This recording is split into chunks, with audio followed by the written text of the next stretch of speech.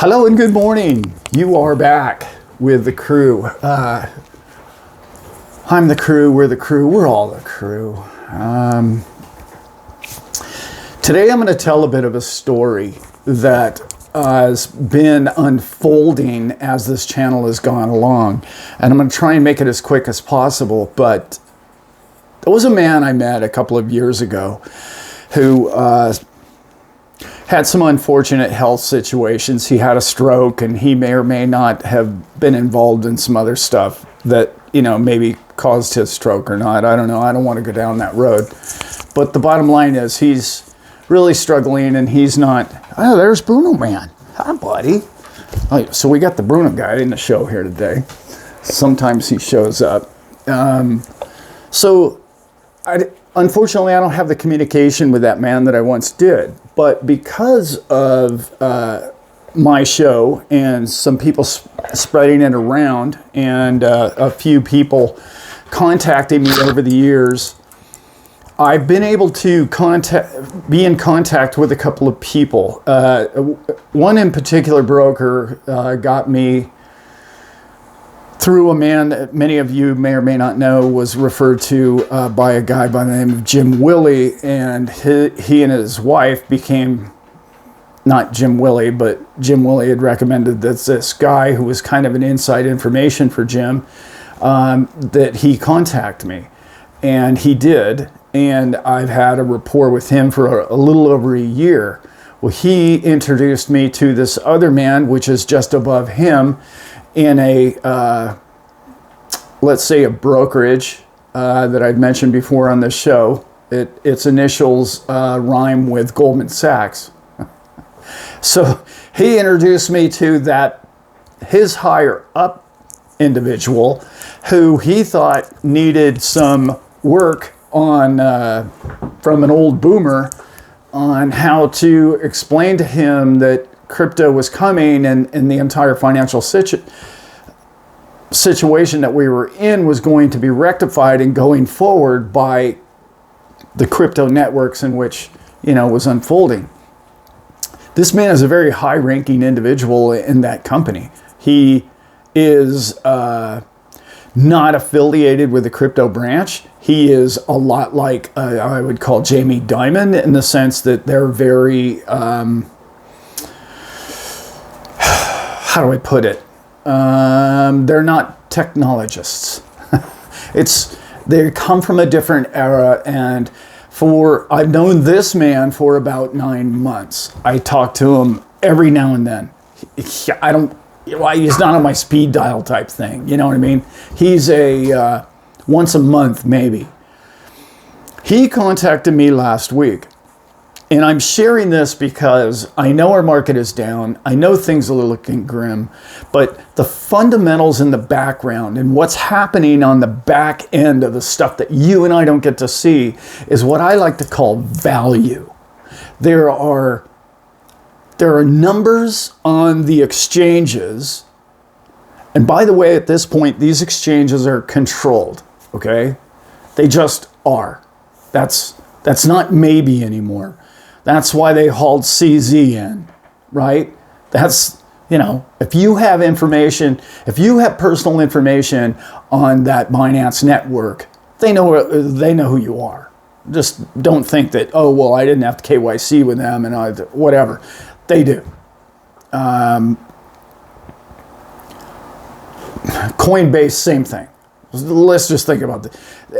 They've narrowed the amount of American avenues in which you can get into crypto, has gotten tighter and tighter and tighter.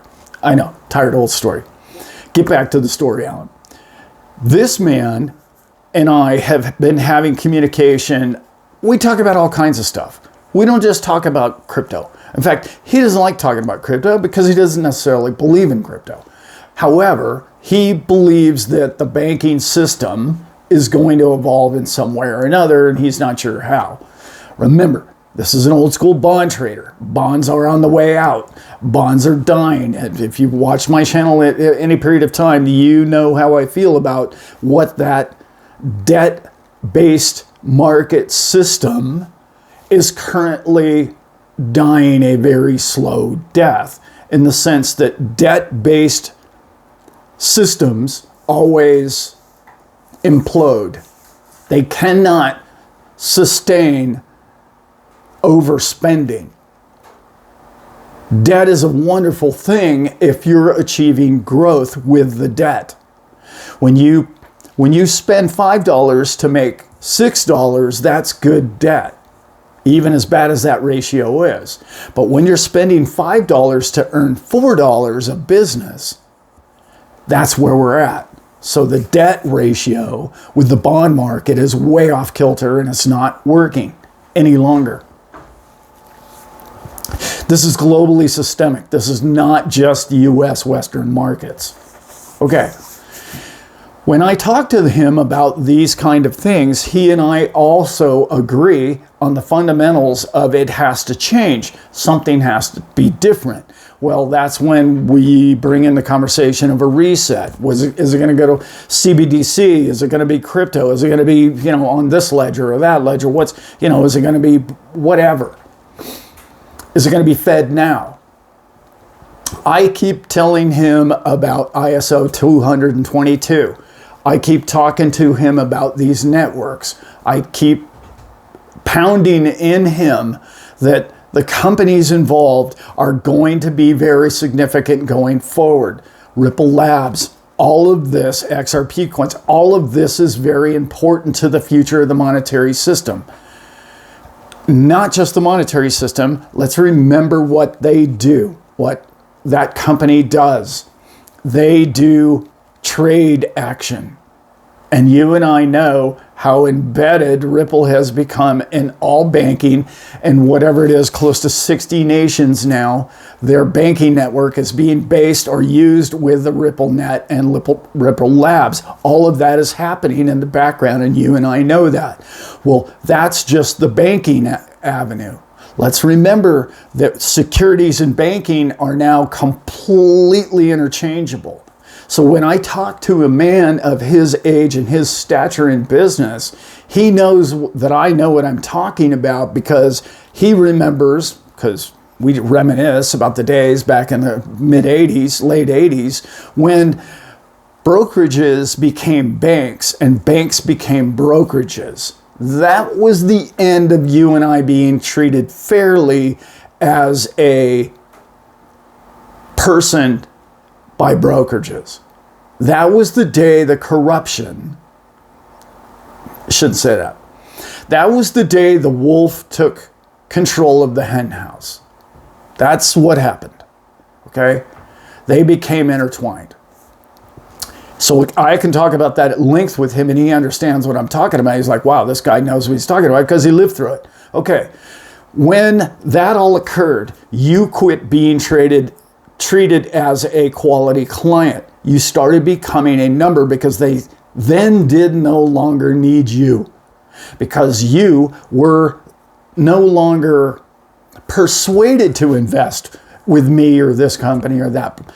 They had everything. They had all the pieces in line. In other words, they had all the stocks. They had all the dividends. They had all the bonds. They had all the banking. They had all the deeds, okay? I talk about this all the time in the Cede and Company, and they own all the documents, which are now all digital.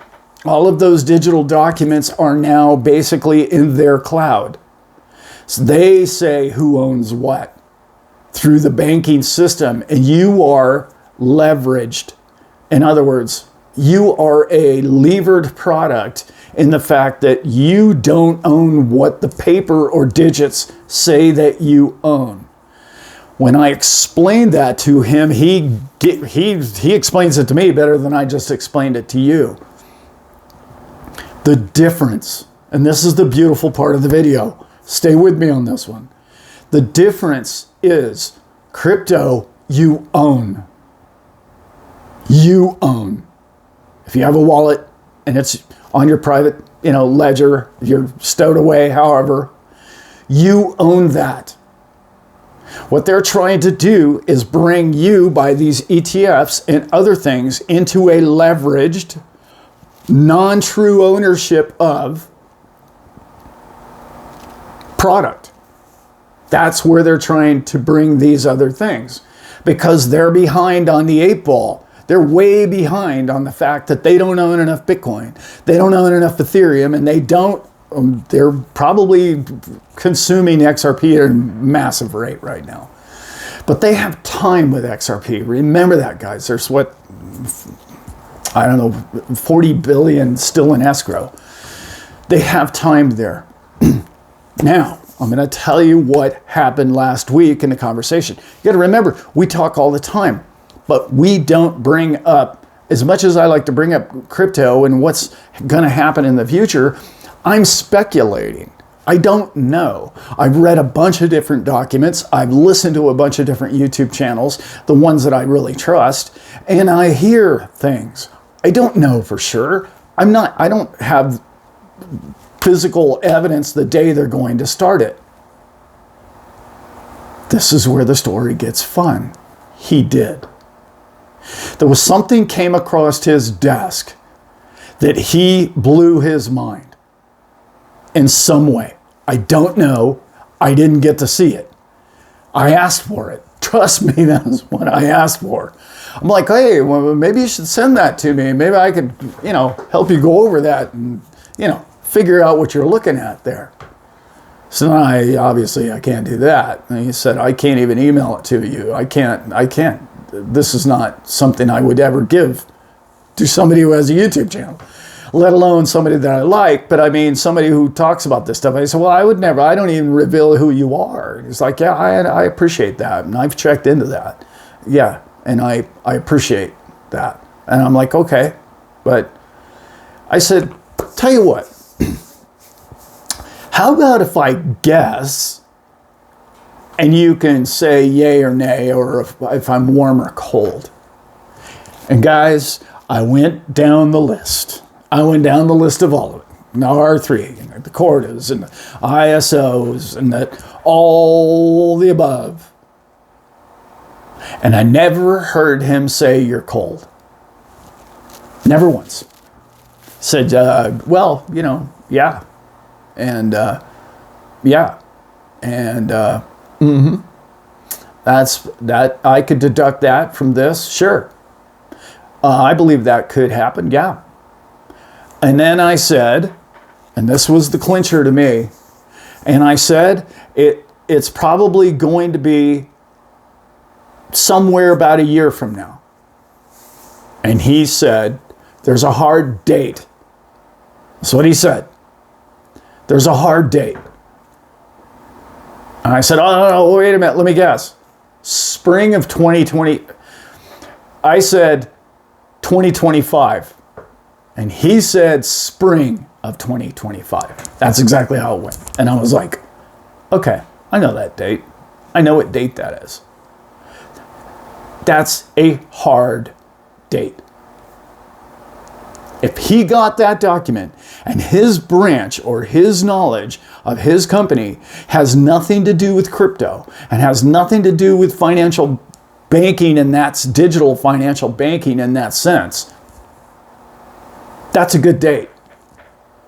Does that mean it's proof? Does that mean it's complete evidence? No. But why is this person who's not involved in a digital means at all being given a date in which you must figure all this out by that time?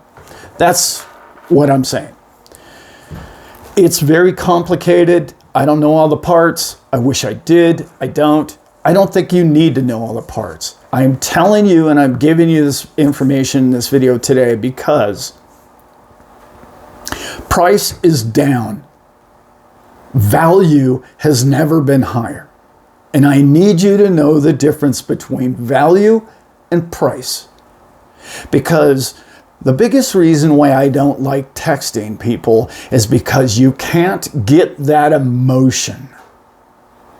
And the emotion in that man's voice on the phone when he was talking about this was, oh dear God, I need to buy a bunch of this. That was the emotion. The emotion was, I cannot believe this is under $1. You need to hear that. because he senses value. You understand? There's a big difference between price and value. I just want everybody to understand that over 80,000 Bitcoin last week was vacuumed up in 1 week. And the vacuum cleaner that's sucking up those coins now are never going to sell them.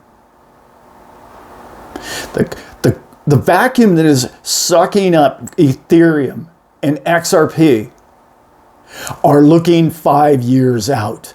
They're at least looking at 2025, correct? Because they see value. They don't see, oh, it was 49,000 and Allan, it's 38,000 today. What's the matter? What's the matter? You aren't looking big picture. I understand it. You want the money yesterday. I understand that you want price go up. You're not looking at value. Value is when things go on sale. And I know you're tired of hearing that, but I need you to understand, whatever your favorite thing is in this world. Okay, I got a Fender guitar leaning against the wall.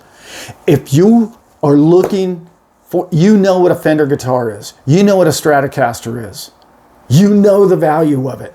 You know the model you want. You know everything about it because why? You know it's going to play sweet music going forward in life. You're going to have fun playing music with that instrument. You know that that instrument potentially could even make and change your life if you become a musician or whatever. It's a decent analogy. That instrument that is going to play sweet music going forward is on sale. But you know the value of the music that that particular manufacturer creates.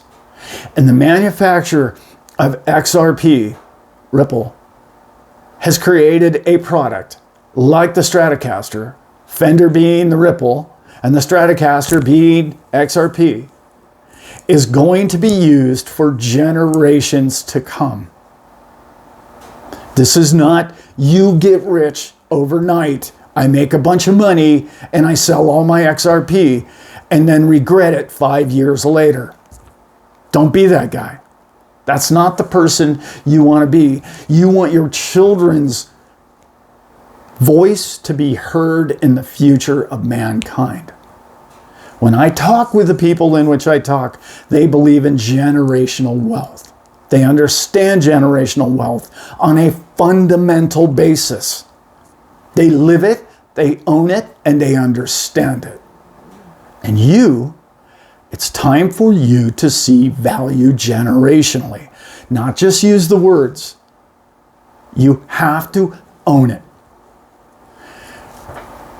When I hear people in positions like that I've been trying to talk them into a certain, this is coming, the tokenization of every coin, of every security, the tokenization of every deed, of every document, of all value of all things is going to be running on ledgers. In particular, the one we invest in. That's quadrillions of dollars of value running on the train tracks of the product in which you own.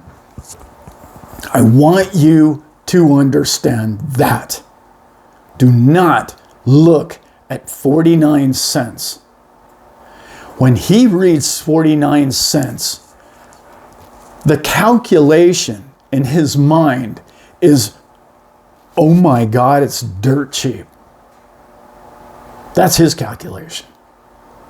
Your calculation might be, why is it down? We used to be $3. Why is it at 49 cents? I don't believe it's got a future.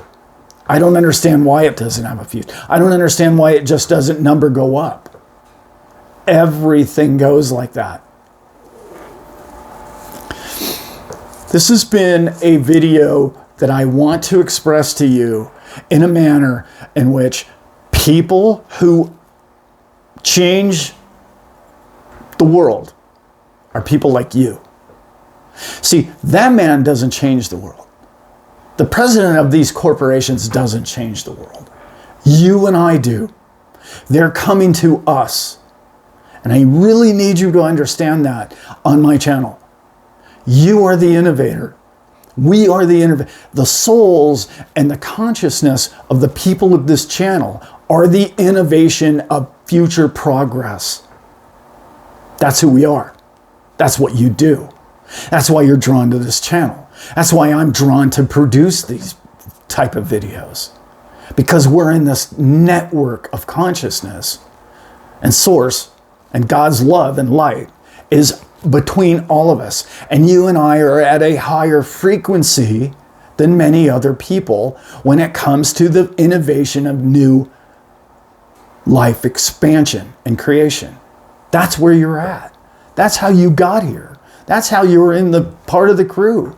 That's how you watch these other 5 channels that you watch on the exact conversations in which I have with you. It's a beautiful day to be alive, and I know the price isn't what you want it to be, and that's okay. It's going to be. It will be. And I know some of us aren't getting any younger, and we'd like that to happen yesterday. Unfortunately, that is not today's price. One day, you're going to look back, and the biggest decision that you're going to have in your day, your week, and your month is, now it's gone way up. Which is the hardest decision, is that when to get out. That's coming in future videos. So, with that, please, if you like this content and you stayed that far, please hit like and subscribe. I know I never asked that. It does help. It helps the algorithms or whatever's going on in the background there. And it helps this information get to other people. Also, you can get me at thestaplecrew.info. That's another site that you can maybe help us out if you're interested in doing so and getting further content. With that, guys, I love you all very much. And with that, I am out. So the other day, I go to get a physical. So to get some life insurance going, and yeah, there's going to be some life insurance videos coming up. But the very next day, I get this spam call, if you will, of a survey from a life insurance company. And she said, I'd like to do just a little survey here, and this is being recorded, and would you, like to answer a couple of questions? I'm like, yeah, sure. I have a question for you. Can you answer my questions? Oh, well, I'm afraid I don't know that I can. Well, what's your question? I said, well, my question is, where'd you get my information? How did you know that I was in a doctor's office yesterday in a clinic for life insurance? Oh, well, I don't, I'm not sure I can answer. I'm not supposed to give information. I'm only supposed to get it. Huh. Yeah. Yeah, I don't think I need to give you any information if it's not a two-way street here. I think the survey's pretty much over, don't you? And she said, well, I just have 5 questions here. And I'm like, no. Look, I don't know where you got my number, but lose it. And by the way, have a great day. Have you guys noticed how that just coincidentally starts happening when you do something and then other people will have your information immediately? We're going to work on ways to fix that going future. All right, guys. Love y'all.